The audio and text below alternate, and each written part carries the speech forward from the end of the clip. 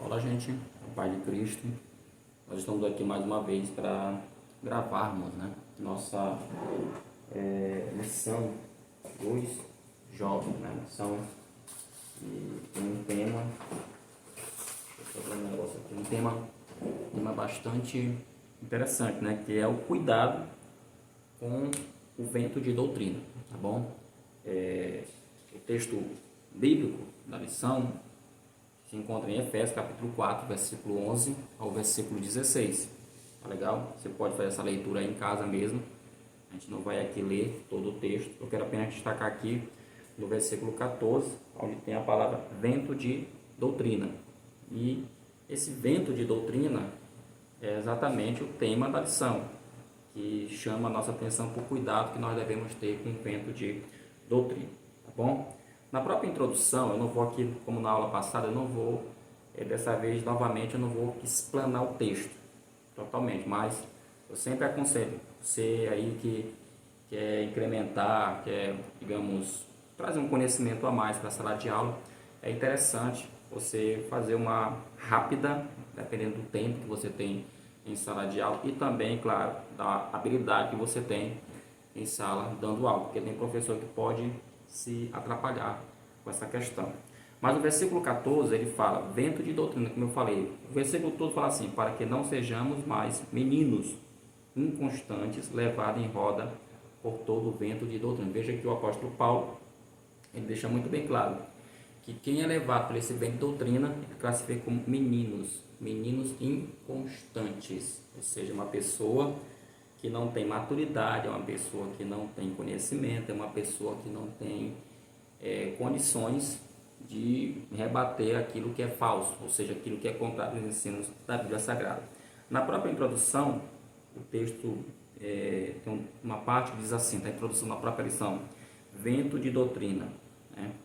Na lição deste domingo veremos uma análise a respeito do que a Bíblia chama de vento de doutrina. E o que é e o que seria, esse tal de vento de doutrina. Então, como diz o próprio autor da lição, nós vamos ver aqui. O primeiro tópico, que eu acho interessante, esse primeiro tópico, ele fala sobre tendências atuais das falsas doutrinas. E aqui no primeiro subitem, aqui vai exigir um pouco de pesquisa da tua parte, tá? Porque esse tema aqui do primeiro tópico, eu considero ele um dos mais complicados, tá bom? Para você trabalhar nesse domingo, então requer um pouquinho de atenção. Por isso, para começo de conversa, a gente tem que primeiro entender o que ele quer dizer com pós-modernidade. Talvez você já ouviu falar muito sobre esse assunto, pós-modernidade. A gente ouve muito falar isso, principalmente nos trabalhos, seminários de apologética, até mesmo na lição da escola dominical, livros, pregadores, enfim, muita gente fala sobre a pós-modernidade. Mas o que seria a pós-modernidade? Eu fiz aqui uma rápida pesquisa e de acordo com a pesquisa que eu fiz aqui, tá legal? Algumas anotações, tá? A gente tem que anotar, tá, gente? Tem que botar no papel, escrever aquilo que a gente vai falar em sala de aula, tá bom? Então, de acordo com a pesquisa que eu fiz, essa questão da pós-modernidade, ela já vem atuando já há bastante tempo. Ou seja, desde a década de 80, talvez até antes mesmo da década de 80, esse movimento, que é um movimento, digamos, filosófico, podemos dizer assim, o espírito da época, como alguns falam, o espírito da época que nós estamos vivendo é a pós-modernidade, tá bom?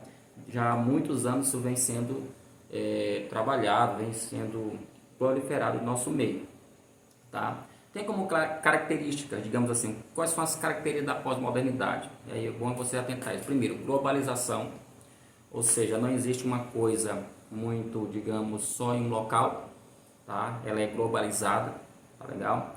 Outra característica, de acordo com a pesquisa que eu fiz, é o domínio do sistema capitalista. Só tome cuidado com essas questões, porque às vezes tem gente também que coloca essas coisas na internet, aí bota domínio do capitalismo, porque de fato não deixa de ser, porque a globalização hoje em dia e o capitalismo, ele não está preocupado em fortes e fracos, ele está preocupado em render, está preocupado em crescer. E é como os pessoal da área da economia costumam falar, o capitalismo ele é selvagem. A origem da pós-modernidade, de acordo com a pesquisa, fala que isso aconteceu desde a Segunda Guerra Mundial, no ano 1939 a 1945. Só que antes de nós darmos continuidade à questão da pós-modernidade, você deve se perguntar, mas Silvio, se tem a pós-modernidade, então antes da pós-modernidade tinha o que? A modernidade, tá bom? E é verdade, antes de existir o período da pós-modernidade, houve o período da modernidade. O que seria a modernidade, Silvio? Algumas características, não dá para a gente falar tudo. A nossa aula aqui não é de história, a nossa aula aqui não é também de filosofia desses movimentos, mas é só para você entender que para domingo na sala de aula, você passar para o aluno entender exatamente, para que ele possa entender o espírito da época, beleza? Nós temos aqui então, como característica da modernidade, que é a razão. Esse período é um período, por que ele é caracterizado pela razão? Porque ele está de encontro a um outro período, que é o período medieval, período onde a igreja, a igreja cristã católica, ali ela dominou, segundo os historiadores, dominou por 1000 anos. Então, esse movimento, que é o movimento da modernidade, ele vai de ruptura, ele vai de choque, Ele, na verdade, não é de ruptura, ele rompe com a tradição. Eu me equivoquei aqui com as palavras, mas ele rompe com a tradição e usa, porque ele vai usar mais a questão da razão. Quem conhece um pouquinho de idade medieval deve lembrar como é que era esse período, ok?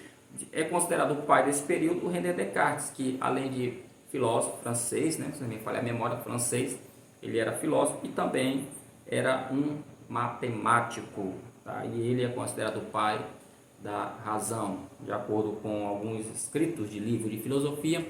René Descartes, ele começou a duvidar de tudo, se aquilo era real, se aquilo realmente, se a gente poderia ter convicção, poderia ter realmente certeza de alguma coisa, E ele começou a negar até que chega um certo ponto em que ele explica, ele pensa, filosofa, até que ele entende que se ele estava duvidando é porque havia assim, uma possibilidade de comprovar o que é real, tá?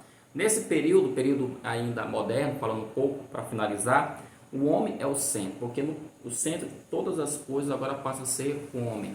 No período da Idade Média, quem é o centro de todas as coisas é Deus, por isso nós até temos um nomezinho técnico para isso, a gente chama de teocentrismo, ou seja, Deus está no centro do mundo, Deus está no centro de todas as coisas. Nesse período, no período da modernidade, o homem passa a ser o centro, ou seja, nós temos aí um antropocentrismo, onde o homem é o centro de todas as coisas. Então, esse período, o período moderno, ele vai ter os seus momentos, digamos, bons, mas irmãos e irmãs que estão nos ouvindo, saiba que o homem não foi feito apenas de razão, o homem também tem espírito, o homem também tem alma, o homem também tem uma parte espiritual. Logo, esse homem que era muito racional passa a cometer muitas atrocidades, dentre elas, como você pode ver, as questões da guerra, O homem que é considerado desse período bom, educado, que a educação pode mudar, é o mesmo que vai criar bombas, que vai criar armas e gerar, inclusive, uma guerra. Terminando esse período, aí você entra no período da pós-modernidade, voltando aqui, como eu falei, a sua origem tem logo após a Segunda Guerra Mundial, acontece em pleno movimento da terceira revolução industrial, as tecnologias, e basicamente o período da pós-modernidade a gente pode caracterizar, segundo a lição mesmo fala, isso aqui está na lição, tudo que eu estou falando, irmão, está um pouco na lição, a gente pode caracterizar como um movimento, um movimento onde não existe verdade, como vocês estão bem cientes, não existe verdade absoluta, não existe conceitos eternos, não existe conceitos concretos, as instituições não são para sempre, como por exemplo a família, que era uma instituição que outra hora não se colocava em dúvida, até a questão desde a Gênese até a sua formação entre pai, mãe, filho, enfim, tudo isso agora na pós-modernidade é colocado em xeque, porque as instituições não são para sempre, ok? Então, antes de você lecionar, dá uma olhada na internet rapidinho, vê um vídeo no YouTube, alguma coisa relacionada à pós-modernidade, porque isso vai te ajudar bastante nessa lição de domingo que vem.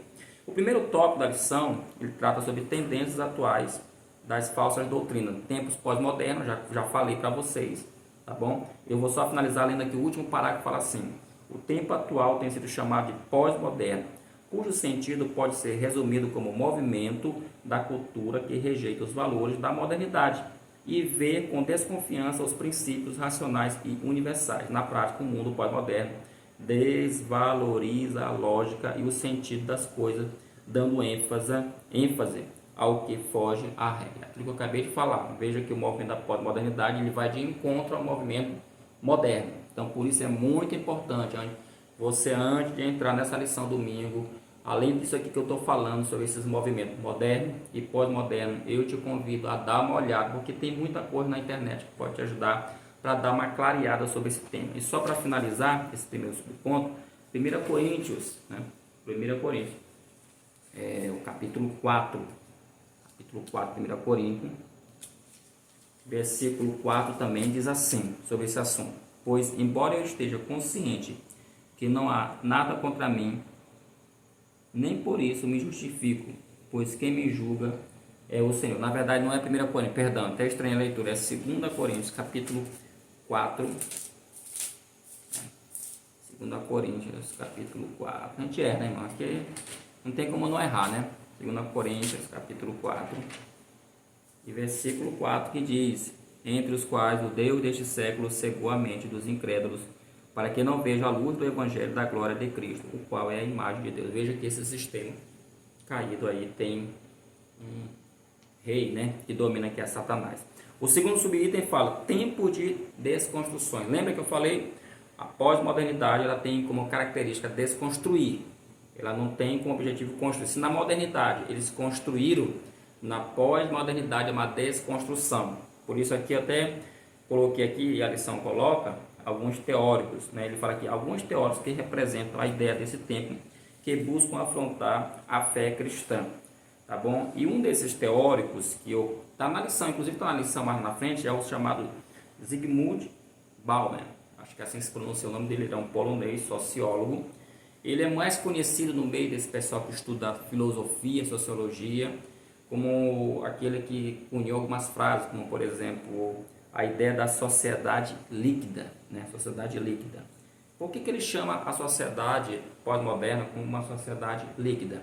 Porque ele vê que as nossas relações sociais, elas são efêmeras, não são mais, como eu falei, lembra que eu falei agora há pouco?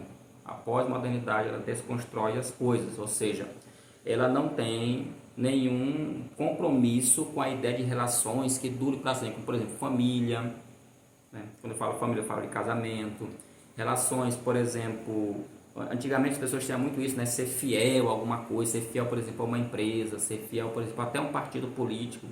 Para vocês verem que essa questão é tão séria que até a questão da fidelidade a uma determinada denominação, claro que é claro que nós devemos ser fiéis a Deus, é óbvio, mas até isso mudou. Hoje as pessoas não pensam duas vezes se elas têm algum conflito, algum problema dentro da igreja onde elas congregam, e mudam rapidamente de denominação. Por quê? Porque essas relações, elas não são mais para sempre, elas são, como ele fala aqui, elas são efêmeras. Além disso, podemos falar também acerca do consumo, né? Hoje a gente observa que o consumo ele é muito importante na sociedade pós-moderna. É como eu coloquei aqui na minha pesquisa, tá? Que o ter ele é mais importante do que o ser, ou seja, as pessoas estão valendo aquilo que elas têm. Tem até um ditado popular que se diz assim: você vale aquilo que você tem. Se você tem R$1, você vale apenas R$1. Se você tem R$10, você vale R$10. Se você tem R$100, você vale R$100. Então, você é aquilo que tem. Nesse período que nós estamos vivendo, você vê o que é exatamente assim que acontece. Então, as pessoas são valorizadas pelo ter. Não importa o ser dela, se lá do outro lado esse que tem é um psicopata, é um mau caráter, é um bandido, é uma pessoa má, mas se ela tem, é muito fácil ela conseguir enganar esse sistema corrupto, né? Por quê? Porque nós estamos vivendo num período de desconstrução de valores. Então, esse negócio de amor, empatia, a questão da humanidade, a questão de você se importar com o próximo, essa questão de você ser fiel ao seu amigo, ao seu pai, à sua mãe, ser fiel ao seu casamento, ser fiel a um professor, ser fiel a Deus, isso aí é coisa do passado, de acordo com esta filosofia, porque o maior objetivo dela de fato é a desconstrução. E por último, só que tudo isso claro que vai causar um quê? Uma espiritualidade, né? Causa uma espiritualidade sem vida. Ou seja, como diz aqui na lição, a espiritualidade sem compromisso com a igreja local é um fenômeno pós-moderno que está no âmago da maioria do desvio doutrinário da atualidade, né? Os seus adeptos não minimizam a importância da espiritualidade, entretanto, desvinculam de qualquer compromisso com uma denominação e até mesmo com uma liderança espiritual. Afinal de contas, o que importa é o sentir-se bem e viver conforme os próprios padrões. Ó, o que eu acabei de falar, viu? Hoje em dia tem muito isso, a pessoa ela tem uma espiritualidade, mas como ele coloca, uma espiritualidade sem vida, frágil, uma espiritualidade que não suporta a tribulação, não suporta a pressão, né? Não suporta as dificuldades que a vida cristã vai lhe oferecer, tá? Como ele coloca aqui, né? Que esses adeptos eles estão sempre minimizando a importância da espiritualidade, ou seja, a importância da oração, a importância do estudo bíblico, né? A importância de buscar, por exemplo, a santificação, a importância da leitura da Bíblia, a importância de manter um padrão moral. Então, eles estão sempre minimizando, estão sempre relaxando, tá? Como eles falam, alguns costumam dizer, né? Deus não quer o corpo, Deus quer apenas o coração. Então, esse é o primeiro tópico. Eu vou pausar aqui o vídeo e vou gravar um outro vídeo, tá bom? Falando do segundo tópico, eu espero que você me acompanhe, ok?